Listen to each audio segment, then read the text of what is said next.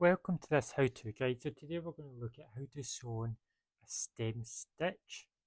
I'm also going to look at how to infill shapes with a satin stitch. No, we're not. How to sew. Welcome to this. Welcome to this how-to guide, and today we're going to look at how to sew on a stem stitch.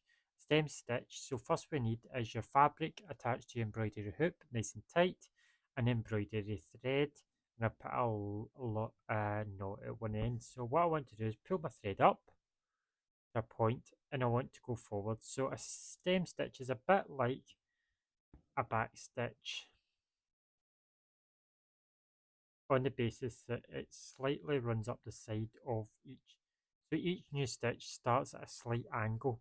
So I've started one stitch and I want to go halfway down in this stitch, bring it up and go forward, keeping it in a nice straight line.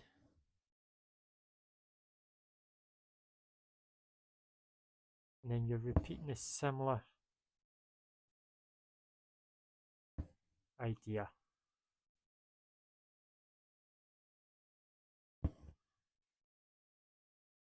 And then going down halfway through the needle, the previous stitch. But you also want to keep it in a nice straight line. And that is controlled by the front stitch you're putting in.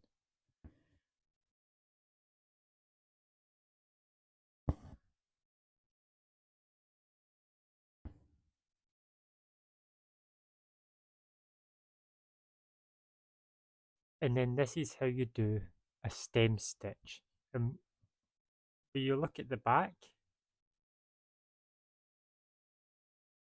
my thread had caught, but it will look more smooth. In the front, it is running slightly at an angle, and as you can see, it runs up and down at an angle. And that's how you do a stem stitch.